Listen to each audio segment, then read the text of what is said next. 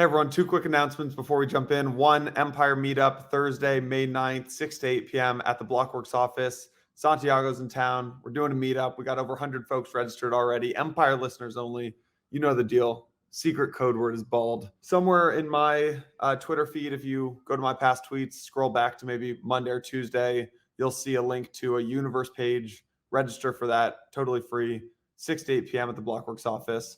Second thing, permissionless. If you guys forgot about it, shame on you. It's October 9th through 11th. Just landed some big new speakers. We got Balaji, Chris Dixon, Sriram from Eigenlayer. We just landed Mike Novogratz. We got Nick White from Celestia, Evan, co-founder of Sui, Luca from Pudgy, Penguins, Kristen Smith, Blockchain Association, Lee Jin from Variant, Vance and Santi are joining, Brian from Layer Zero, Tom Emmer's coming out. Crazy event. Code is Empire 10. Haven't talked to marketing about this recently, but we'll probably jack tickets up soon. Would recommend you get your ticket today, not tomorrow, today. So that's permissionless. Go on our website. You'll find the tickets. Code is Empire 10. Enjoy the episode with Bill Barhydt. All right, everyone. Welcome back to Empire. We are recording this on Zoom, so hopefully the audio is all right for all of you. I think it should be. But we have a special episode with Bill Barhydt, CEO and founder of Abra. So the backstory of this episode is Abra announced this launch about 2 weeks ago. I tweeted it out. I said, I don't think everyone appreciates how big of a deal this is. The SEC approved Abra as an RIA that can put their clients' capital into DeFi. They're now the only SEC approved way to stake, lend, yield farm, et cetera, in every state. I'd assume they got the approval because of their SMA model, which means assets are never on Abra's balance sheet. Feels like low-key big news. So I tweeted that out, got a bunch of DMs saying, you got to have Bill on the podcast and explain this. So we have Bill. So Bill, welcome to Empire. Thanks, man. Good to see you. Thanks for having me. Yeah, of course. Of course. So people don't know Bill, research engineer at both NASA and CIA, VP at Goldman back in the day, ran a P&L at Netscape in the 90s, claim to fame, gave the first TED Talk on Bitcoin in 2012, launched Abra in 2016, and now it's 2024. So Bill, I think the best place to start is talking about the story of the last 18 months. So when I think about there's a group of companies, lenders, and that had both a consumer arm and an institutional arm, BlockFi, Celsius, Genesis, the list kind of goes on, and Abra was in that bucket. They all blew up and you guys didn't. Tell me the story of what just happened in the last 18 to 24 months. Sure. So all of these companies would use the term crypto bank lender in some way. Okay. And so bank implies that you're actually lending money to a bank, and those lent funds become a liability on that entity's balance sheet. When you make a deposit at Wells Fargo, Deutsche Bank, if you live in Europe, your deposits become a liability on that bank's balance sheet. And our space was no different, except these companies were not banks. We were a little different legally in that we actually took deposits through an actual trust bank, but that's not the reason why we're still here. The difference ultimately in how these companies operated is risk management. Now, everyone in the space had losses in 2021. Everyone. If you lent and you were in the yield space, you had losses. And we were public about it. We went on Twitter and we tweeted about exposure to FTX and Genesis, and ultimately we didn't have what in risk management what's called the concentration risk that the other lenders had. Meaning, BlockFi had all their eggs basically in one big basket, right? I think with Celsius there was probably fraud. Genesis had it was really Gemini who was using Genesis as one borrower.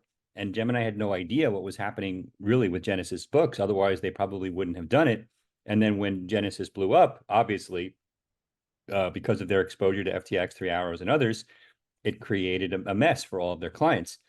And so we were able to restructure and work through those lending losses. And we've actually completely stopped all activities related to new, under collateralized lending. We just don't do that.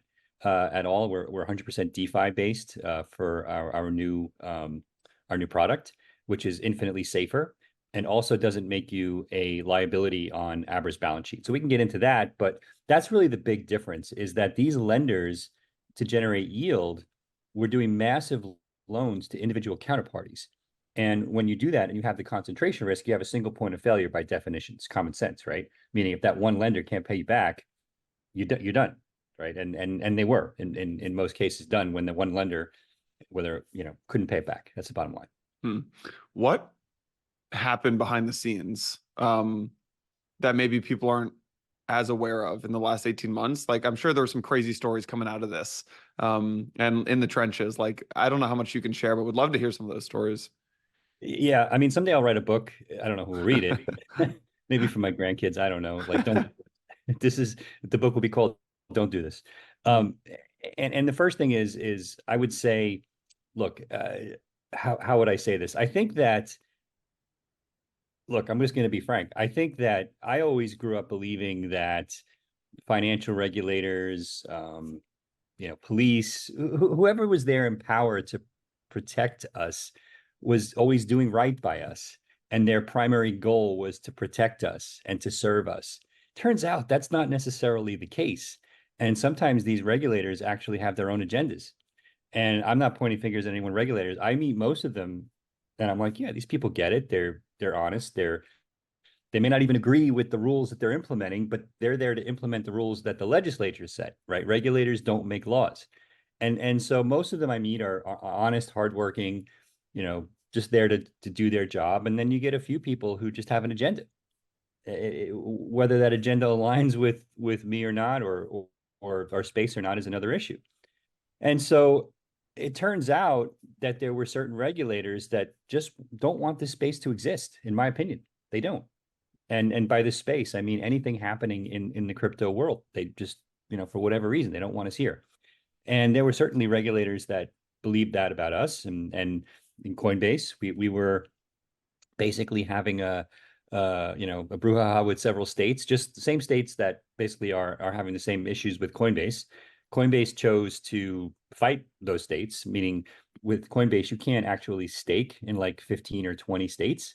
If you log into Coinbase, try to stake your Ethereum, and you're in California, you're going to get an error message that says you're not allowed to stake in California. Okay, and I don't remember the list of states, but it's not one, it's many. Okay. And we said, okay, we don't have Coinbase's cash hoard to spend 2 years fighting this. And so we settled that out and we said, all right, well, what's a viable way to do this? And we came up with a viable way, which I'm sure we'll get into in a minute. But, this cost millions of dollars, 18 months of heartache, and probably got to a place we could have gotten to in days or weeks versus months and years. And ultimately it hurt our clients because many of them, were just, exacerbated. I don't want to basically deal with this crypto, was the common refrain from our clients. We trusted Abra for this. Please let me keep using Abra. That was the most common feedback that I was getting from clients over here, while I'm having, please die discussions with regulators over here. And we were still here, obviously, so it all worked out, but it was not fun. Yeah. It was not fun at all, and it didn't help anyone ultimately, even the regulators, because we're still here, right? So the bottom line is we could have gotten here, I think, in a more productive way. That's not a knock on anyone. It just is, right? It's a lesson for me. I think it's a lesson for the lawyers who work with. I think it's a lesson for the regulators who work with. And like I said, the vast majority of regulators, even the ones that I've spoken to, they seem like very reasonable people when you talk to them one-on-one. So. So how were you guys able to get this approval? We had Dave Ripley on the podcast, the CEO of Kraken, and they're fighting the SEC, and Coinbase is fighting the SEC, and I've heard some rumblings of some other big companies who are about to have to fight the SEC. And you guys got this approval by the SEC. So how did that work out? Why did they give you the stamp of approval? Sure, there's different buckets of things going on. So let's be clear on these different buckets, right? So the first is we're not an exchange. So the SEC's claim that exchanges are operating as illegal broker-dealers, I don't agree with that. I think they're going to lose on that battle. And I don't even understand. Well, I do understand why they're choosing to fight that battle, but I think it's just basically going to be a game of attrition and the exchanges will win that particular fight. But we're not an exchange, so that doesn't affect us directly. Second battle is around staking. And if you remember, there was a settlement with Kraken and the SEC where the SEC said, the way you're doing staking on behalf of your clients, you're doing individual security offerings for each client, more or less, is what I think the settlement was. And states basically came after Coinbase, like I just said, for the same issue. And, the Kraken settled that issue, and Coinbase is fighting the states on that issue, just while they're fighting the SEC on whether or not they're a broker dealer for their core exchange business. And Abra settled the issue with staking with the states, and basically went to the SEC and said, we think the right way to offer staking, yield, lending to crypto clients are as investments, and to do it as a wealth advisor or a registered investment advisor, which is the terminology they would use. And that's what we managed to get done. So that's a very different structure versus the other companies in the space. So a lot of terminology in there. I don't know if it all makes sense to people, but there are very important nuances in terms of what we're doing versus what the others in the space are doing and the approach we've taken. Nice. Let's dig into SMAs. So, and the way I understand it is in traditional capital markets, SMAs, separately managed accounts, are very common, is the way kind of funds are stored oftentimes. And in crypto, the funds have been stored historically in this like pooled funds matter. And talking to you and a couple other folks, it seems like one of the things that was at the heart of the problem in the last blow up was this pooled funds model, I guess you could call it. First off, is that right? That like pooled funds was at the heart of the problem. Second, why are SMAs so important? And what's wrong with this like pooled funds model? Sure. So let's start with the problem, and then we'll go to the solution. Sure. So pooled funds are definitely at the heart of the problem that we had the last go around with the yield lending, et cetera, et cetera. You have duration mismatch, you have concentration risk. Duration mismatch means if you want your funds back today out of your account, I have to pay you back today, but I may have invested your assets in, yield generating opportunities that are locked up for 6 months. So that means I'm actually using somebody else's money to pay you back. Right. And banks do that all the time, but they're legally allowed to do that. Right. And when you dig in, you're like, why are banks allowed to do this? And because it's a managed house of cards is why they're allowed to do this. And in 2007, 2008, the house of cards buckled a little bit, and they spent $1 trillion kind of reinforcing the foundation. So yes, there are significant issues when you become a liability on someone else's balance sheet. The risk profile of that institution to the counterparty, which is you and I, changes significantly. Okay. Now, on the other hand, let's say you have a bunch of cash. When you walk into the bank, there's actually two things historically you can do with that cash. You can lend it to the bank, either as a savings account, checking account, CD, but effectively you're a liability to the bank. Or you can walk in the other line and say, I want to open a safety deposit box and I want to stick my cash in there. Now, when you do that, you're not getting any yield. It's just sitting there, might collect some dust, but you're not a liability on the bank's balance sheet. Meaning, regardless of what happens to the bank, if you walk into that bank and say, I need access to the safety deposit box, whatever's in there is yours. So that's the difference between the safety deposit box and the deposit model. Think of a separately managed account as closer in structure to the safety deposit box, with one exception, which we'll come back to. The most important aspect here is that with the separately managed account, it's like a vault where you retain title. That's the legal phrase. You retain title to those assets that you put in the vault, your Bitcoin, your Ethereum, your stable coins, your Solana, whatever it is. Okay. The difference is now from that vault or separately managed account, you can actually deploy the crypto into investments, and we can direct those deployments for you, right? But you're retaining title to the asset. So if you say, I want to earn yield, I want to stake my Solana, I want to stake my Ethereum, I want to earn yield on my Bitcoin, I want to borrow cash against my Bitcoin holdings. All of that can be done for you from your individual vault. But when you make a withdrawal, remember what I said, what happens in the bank model? You're actually getting somebody else's cash back, because there's always a duration mismatch in bank deposits, right?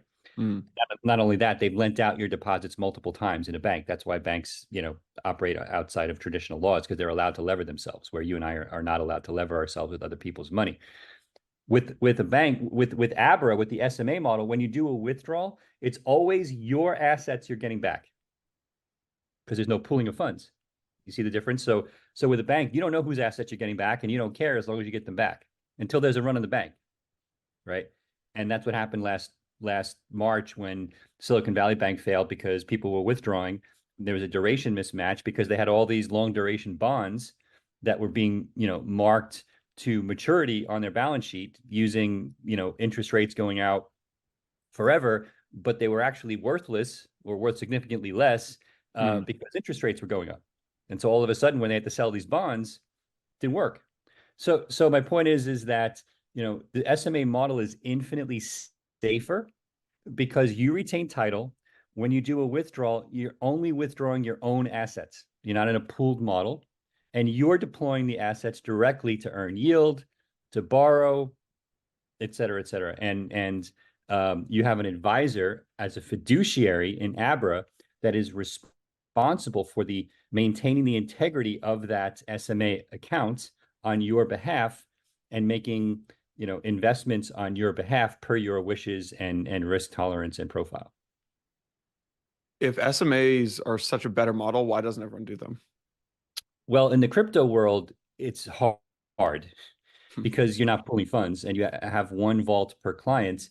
And if you're deploying into DeFi, it's infinitely easier to pull everybody's funds into one big pot and sign one smart contract than it is to sign 1 million smart contracts for 1 million clients, which is why no one else has done it. In the equities world, it's extremely common, right? It trillions of dollars are managed via separately managed accounts, mostly for higher net worth in investors. But I think that this is going to become the standard for crypto for 2 reasons. One, it's closer to using crypto the way it was meant to be used. It's your vault. So it's as close as you can get to not your keys, not your coins, and still be able to earn yield, stake, access lending, et cetera, because if Abra goes away, you still have your stuff. You still have crypto, right? And 2, you can earn yield, you can borrow, and you can do all the things that you want to do without having to go full on degen and understand MetaMask and smart contracts and all this stuff. You can understand that. There's risk disclosures. We explain how it works. All those things are there, but you don't have to go as deep as somebody who, would have to go if they were managing all of their assets directly in MetaMask, for example.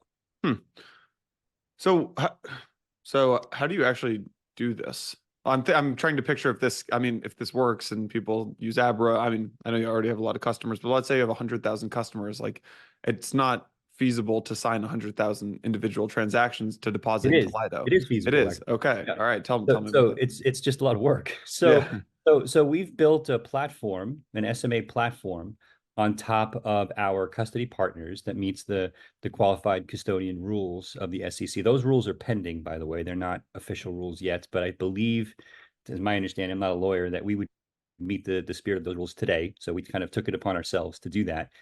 And each client gets their own individual SMA, and their individual account is deployed. And we've built a solution, and it's an automated model. So when you come in, the creation of your vault is automated. The custody of your Bitcoin or your Ethereum or your stable coins, your USDC or Tether, it's all automated.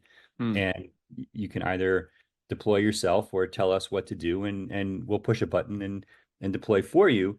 But effectively, it works across 100,000 clients the same way it should work across 10 clients. Can you tell me more about the DeFi activations? Like, where are you putting, like, are you using, I don't know, how do you determine that there's like no smart contract risk? Is it just the kind of what I'd call the tier ones on Ethereum, like Aave and Compound and Lido? Yeah, I think that is the single most important question as it relates to how we operate, because everything we're doing now, whether it's yield or staking or lending, it's all based around DeFi and smart contracts now. I actually think this is a breakthrough. Let me give you a story first, right? Go back to, remember the Celsius bankruptcy, when people at the beginning, right, everybody was clamoring around, who are the counterparties? We have to go after them. They didn't pay back the loans. And then Celsius actually made a payment into a DeFi loan that they had. And as I recall, the judge was a little upset, and they had to explain to the judge that, hey, we have no choice. If we didn't pay back this loan, we were going to get liquidated, right? And the bankruptcy court knew exactly what they had to do, and they paid back the loan, whereas everybody else had to wait. And so the point is that DeFi is a better approach because it doesn't care about your bankruptcy proceedings. It doesn't care about a lawyer's opinion. It's just code. and it works. Mm. And so what we've done is we've built a team that analyzes all the DeFi protocols out there. We deploy our own assets. We test for weeks at a time. We're generally only using larger, tried and true, large TVL, total value locked protocols that we believe have proven themselves to be safe over time. But there are risks. There's always smart contract risk, and we disclose all of that. But relative to everything else that transpired, we think and we believe that the risks here are minimal. And that's why we're not using the newest with any large amounts of assets. And we'll test for weeks. Sometimes we'll miss opportunities, but that's okay. Our clients would rather have us be prudent. You're already taking principal risk if you're holding Ethereum and Solana and Bitcoin, right? And so, yeah, staking makes sense. A lot of our clients stake Solana using Abra or Ethereum using Abra. That's fine. But they don't want to take crazy incremental risk versus the principal risk they're already taking. Doesn't make sense. Right. And that's what our team does, is we analyze those smart contracts in order to make smart recommendations to our clients. What protocols do you guys use? Like, if I looked on the Abra platform, like, what are the top 5 DeFi places where you've put capital? Yeah, so we stake using the standard places like a Marinade for Solana, Lido, I don't know how you say it, for Ethereum. And there are a couple of other staking protocols, places we use, services we use. We use Aave for lending and yield and Compound as well. We've used GMX on the trading side when the yields there were good, almost like a carry trade model. So there are different places where either earned yield or even when you're borrowing, to be clear, right? This is really cool. So traditionally in the last go around, if you were borrowing from BlockFi, right? BlockFi was the counterparty to the loan. If you're borrowing against your Bitcoin, right, as an Abra capital management client, you are not borrowing from Abra. You are borrowing directly from the DeFi protocol. And what we're doing is we are signing the contract, whether it's Aave, Compound, or another protocol, that puts your Bitcoin on that contract and pulls out the requisite amount of stable coins per your instructions.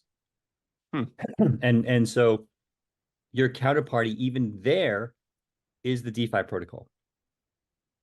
How do you think about the evolution of Abra's business as, like, when I hear, so that's really, really cool, but the maybe downside is that, like, you're kind of operating as a like an access point to protocols, and maybe that's a short-term thing where, like, maybe in 5 to 10 years the risk of using Aave and, like, in the mind of an institution goes away and they just go straight to Aave. How do you, like, think about that dynamic? Yeah, I like it. If you look at it that way, Netflix is an access point for HTTP and RTP streaming protocols, right?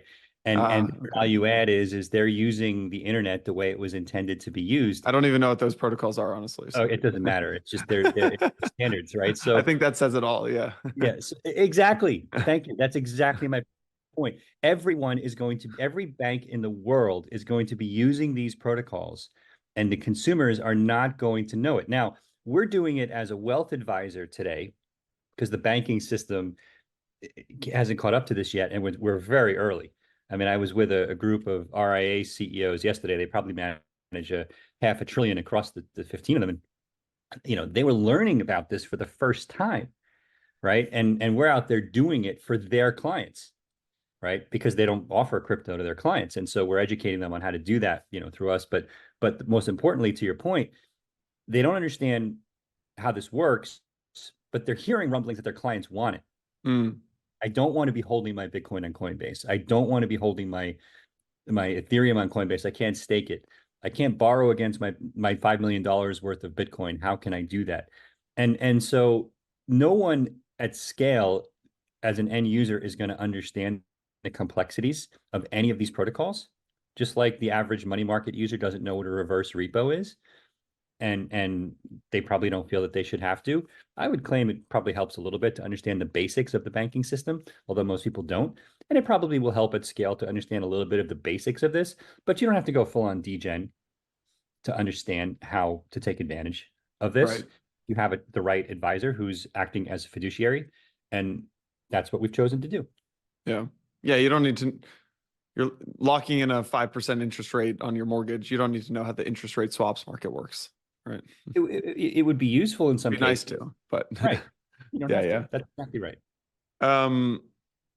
What do you think is the future of lending in crypto markets? So, okay, context for that question is the last market I would categorize as like a very much a lending fueled, or like a leverage fueled bull market, especially maybe not in 2020, but at the latter half of 2021.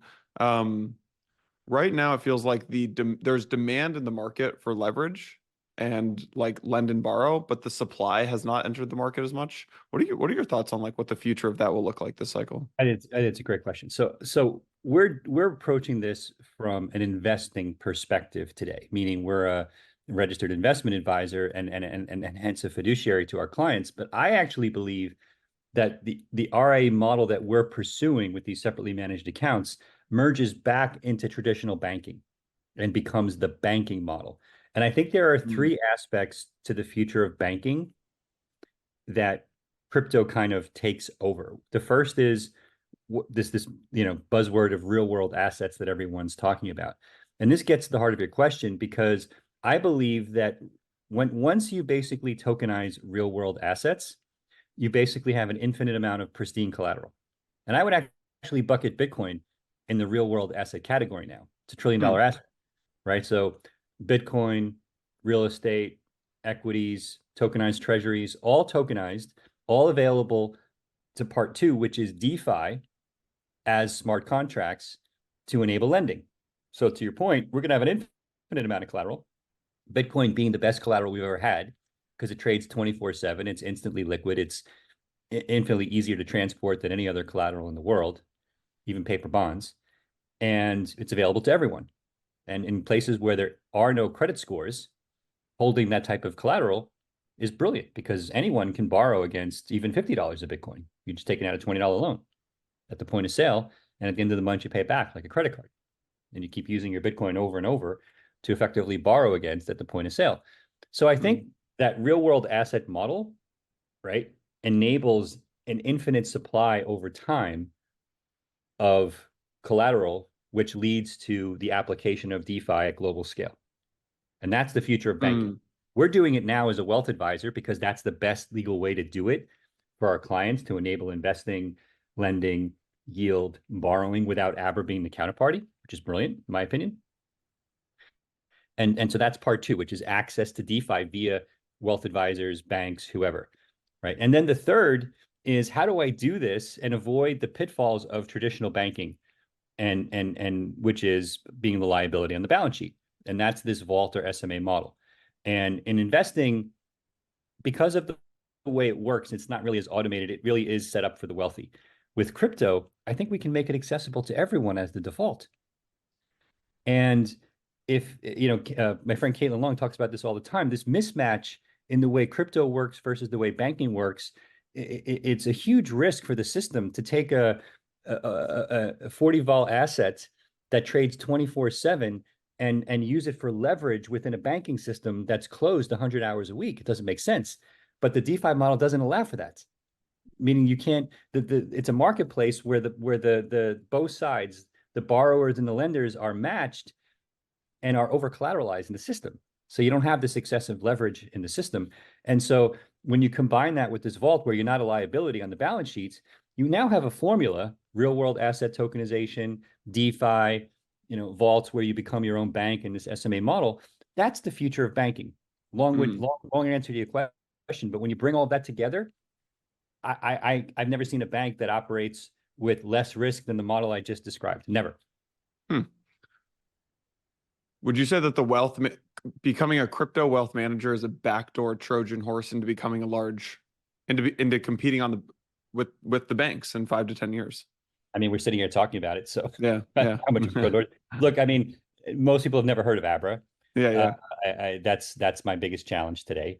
I don't think about it as a Trojan horse to the banks. I'm very overt about what I'm doing. I want to help people get exposure to crypto, hold Bitcoin, eventually be able to borrow against the Bitcoin, which I think is our biggest long-term business. Our biggest long-term business is probably enabling people to borrow against Bitcoin and use it as the ultimate form of collateral. And we're simply doing that using an SEC registered investment advisor model, which is the path of least resistance today. Yeah. And that may change to your question now. That may change in the future. I have no idea. But that's also a very US centric answer that I gave you. We operate all over the world. And so you'll see Abra now, putting different licensing models in place in different countries. Some may look more like a bank model. Some may look more like the RIA model. It just depends upon the country and the nuances of their laws versus ours here in the US. Yeah. Maybe getting away from Abra for a second, like zooming back out. Would love to talk almost like macro banking system, the election coming up, the stuff that we tend to nerd out on when we're just talking and not on a recording. What are your thoughts on like how a lot of the next like 12 to 18 months plays out? I think that the pendulum has swung in the political discourse towards losing the plot, to put a fine point on it, especially as it relates to regulation, not just in crypto, but in a bunch of industries. I mean, I'm here in Silicon Valley, and every tech discussion you have has a strong regulatory component to it. When I was here at Netscape in the 90s, that didn't happen, with the exception of exporting SSL, HTTPS, where we had different versions of the browser. There was no discussion on regulation, except with that one. It was a big exception, but still, now everything in every industry seems to center around regulation. And whether it's TikTok and social media and crypto and AI and robotics and well, what does the government say? And we never cared before what the government would say. We were just ethical, responsible people doing ethical, responsible things, and basically exploring all aspects of capitalism, which is what makes the world go round. And that's how I think it should be. And that's why I think the 90s was probably the kind of zenith of American power. And it's eroding now because of this kind of deep regulatory state. And the pendulum has swung all the way over here. And I do think it's going to swing back. I think the kind of Euro socialist agenda is failing, and I think Americans are fed up with it.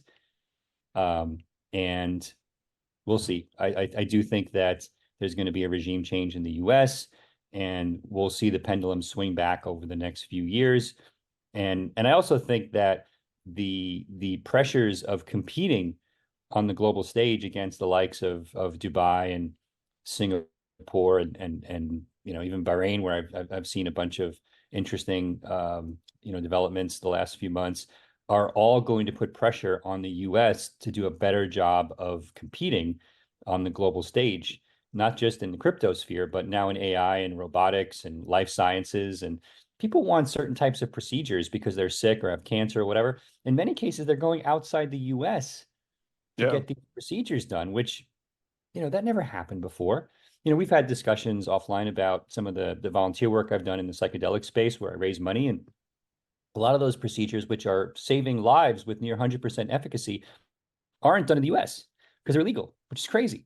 We're talking about veterans, right, that are getting the procedures. So anyway, I'm hopeful that a pendulum it can only swing so far before it has to come back, and I think we've reached that apex where it has to come back now. Yeah. It's really interesting. I don't know.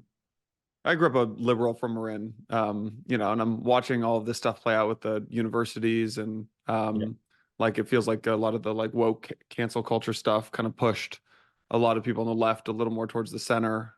Just very interesting seeing how this plays out. But it doesn't need to be that, right? I mean, I'm in the Bay Area too, and you go in San Francisco, and a lot of the ultra liberal friends I have are fed up. 100%. And so sometimes it's just I can't walk down the street, or I can't go into CVS to buy my toothpaste. Well, CVS doesn't exist anymore because they had to leave the city because I can't walk in there because they closed them all because they were basically walking in with shopping bags and walking out with no recourse, with shopping bags full of crap. So everyone has a breaking point. Everyone. I don't care if it's Mother Teresa or Donald Trump. Everyone. And I think San Franciscans, as a case in point, have mostly reached that breaking point. They have, not mostly, they have. And you're seeing now in the election discussions, in the type of candidates we're getting, where it was like, okay, everybody, I don't know which is left and right on the camera, but if I'm on the left, all of the candidates were over here. It's just a spectrum over here. Well, now the spectrum has widened because people say, okay, if we keep doing the same thing, we should expect the same outcome. So maybe we need a spectrum of candidates to have the right discussion. And that is now entering the San Franciscan discourse for the first time in 15, 20 years that I can tell. Yeah. How will, I follow like Selkis's tweets about the election and the impact that the election will have on crypto. Like, what are the two scenarios as you see it? Like a Biden election versus a Trump election. Like, how much of an impact does that actually make on crypto? I think it's huge. I wish we had two different candidates. We don't. I will certainly be voting Trump. And I've made he's not my favorite person, but the bottom line is that we cannot afford in our industry, in our financial system, in our regulatory capture model, 4 more years of regression as a society. And I think that's what's happening. Not only that, we're just printing money at an insane rate. Now, I'm hoping that Trump will do better at this, but he kind of lost the plot himself during COVID. And I hope that there's a little bit more responsibility. But this is a major issue that I have with both candidates is the money printing. We can't afford to spend $70 billion in Ukraine and to be financing genocide in Gaza. And so these things are untenable. And so we have to stop. And so I don't know if a Trump administration would stop this, but it certainly, as it relates to our space, Ryan is 100% right? The attacks will not stop until there's regime change because they want us dead.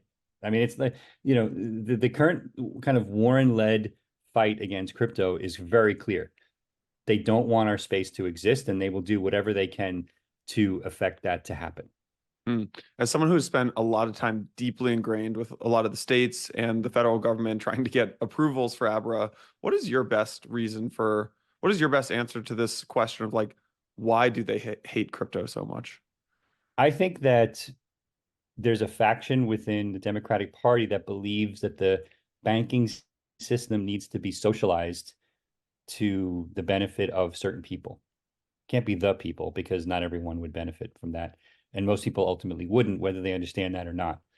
And socializing the banks it's kind of a predictable outcome of a late stage empire. If you read Dalio's books or The Fourth Turning, or, there's a bunch of well-written books that talk about this stuff now. And obviously the crypto space represents the opposite, which is decentralization, ultimate freedom, right? The ability to be your own bank. Well, the ability to be your own bank is exactly the opposite of the idea of socializing the banks, which is something that, Elizabeth Warren has written about when she was, I guess, a professor or something. So I don't know. This is the end game. It's not going to happen in our lifetimes for sure. And like I said, as long as we represent a direct threat to that idea, there's always going to be this fight. And the only way for us to win the fight, insofar that we want to enable people to have this choice to operate as their own bank, is to have regime change in the United States so that this power base of theirs is eroded significantly. Bill, I think that's a good place to end. I appreciate you coming on, man. My pleasure. Always good to see you.